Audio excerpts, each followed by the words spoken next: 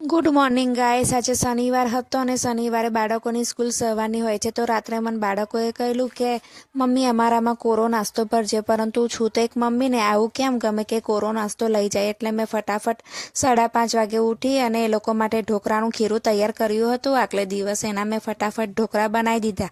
એક પછી એક 3-4 થાળી ઉતારી અને ઠંડી કરવા મૂકતી હતી। ત્યાર પછી મેં મારું ગરમ પાણી મૂક્યું હતું, મેં ફટાફટ નાહી લીધું। નાહીને આવ્યા પછી મેં એનો વઘાર કર્યો। વઘાર કરીને ફરી ઠંડા કરવા મૂક્યા। ત્યાં સુધી બાળકોનું પાણી ગરમ થઈ ગયું, તો એ લોકોનું નવડાવવા માટે લઈ ગઈ। નહાતા હતા તો કહેવા માંડે કે મમ્મી અમે લોકો ફરી સૂઈ જઈશું અને જવાન સમયે ઉઠાડજે। મેં સારું કહ્યું। જવાના સમયે ઉઠાડ્યો ત્યાં તો પરીએ કહ્યું કે મમ્મી હું થોડા ઢોકળા ચાનો નાસ્તો કરી લઉં, ત્યાર પછી તું મને સ્કૂલે મૂકવા આવે। તો એની જાતે નાસ્તો કરતી હતી અને વહી કરતી હતી, તો આવું જોઈને ક્રિશિવ એની પાસે આવ્યો અને એનો ડબ્બો લઈને આવ્યો કહેવા માંડ્યો તે મારા ડબ્બામાં કેટલા ઢોકળા ભર્યા છે। સ્કૂલે જવાનો સમય થઈ ગયો એટલે અમે લોકો નીકળી ગયા સૌથી પહેલાં પરીની સ્કૂલે। તો પરીને સ્કૂલમાં મૂકવા ગયા તો પરીની સ્કૂલમાં બેલ પડી ગયો હતો અને એકદમ ધીમા કાચબાની જેમ ચાલતી હતી। પછી મેં ત્યાંથી બૂમ પાડી કે જા ફટાફટ, નહીં તો પછી તારા ટીચર તને બોલશે કે તું લેટ કેમ આવી। તે ફટાફટ ચાલીને અંદર જતી રહી। પછી હું ક્રિશિવની સ્કૂલ બાજુ ગઈ અને ક્રિશિવને મૂકવા ગઈ, પરંતુ ક્રિશિવનું તો ડેલીનું એક જ રૂટીન કામ હોય છે, મમ્મી તું મારા ઓટલેથી ક્યાંય જતી નહીં અને મને લઈને જ જજે।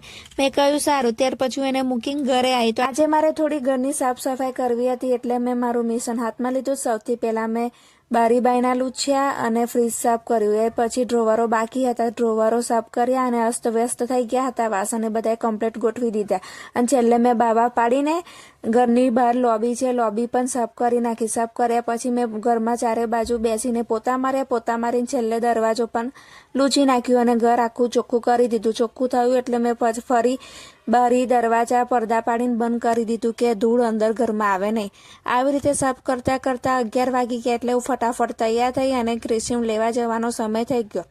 તો કચરાવાળાની સીટી વાગી એટલે હું પાછી કચરો લઈને ત્યાં થોડી વાર ઊભી રહી। આવે એટલે મેં કચરો નાખ્યો। કચરો નાખીને હું ક્રિશિવ લઈને બાગમાં આવતી રહી, કારણ કે આજે મારે પરીને પણ ત્યાંથી લેવાની હતી અને અડધો કલાકનો જ ફેર હતો એટલે હું ફટાફટ પરીને લઈને ઘરે આવી એટલે એ લોકોને ખવડાવી દીધું। મેં કહ્યું કે હવે ચાલો સૂઈ જઈએ, તો કે ના અમે લોકો રમીશું। તો થોડી વાર સૂઈ ગઈ। સૂઈને ઉઠી તો મને ક્યાંય છોકરા દેખાયા નહીં। પછી હું બાલ્કનીમાં જઈને જોયું તે બંને જણ ઢોકળા ખાતા હતા અને મને કહેવા માંડે કે મમ્મી હવે ચા બનાવી આપો। તો મેં ચા બનાવી આપી અને પરી ડીમાર્ટમાંથી જે સામાન લાવવાનો છે એનું લિસ્ટ બનાવે છે, કારણ કે આજે એને પેન્સિલોના બોક્સ પણ લેવાના છે। તો કે મમ્મી હું આજે લિસ્ટ બનાવી દઉં છું અને કાલે રવિવાર છે તો આપણે પપ્પાને લઈને ડીમાર્ટમાં જઈશું। મેં એને સારું કહ્યું અને પછી હું નીચે રમવા લાવી ગઈ। તો ક્રિશિવ આવી રીતે ઝાડ પર ચડે છે અને ઉતરે છે અને ત્યાં પરી પાણીની બોટલ લઈને આવે છે।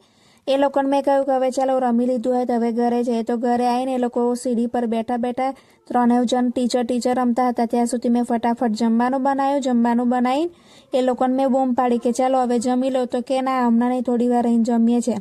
તો મેં આજે રાગીની રોટલી બનાવી છે ને બીજું બધું મારા મમ્મીના ઘરેથી આવ્યું છે। એને બાળકો માટે કઢી બનાવેલી, વેજ પુલાવ બનાવેલો, કટલેસ બનાવેલી અને પનીરની સબ્જી બનાવી હતી। તે બધું એને મોકલી દીધું। પછી મેં બાળકોને જમવા બેસાડી દીધા। એ લોકોએ જમી લીધું ને અમારો આજનો દિવસ આમ જ પૂરો થયો।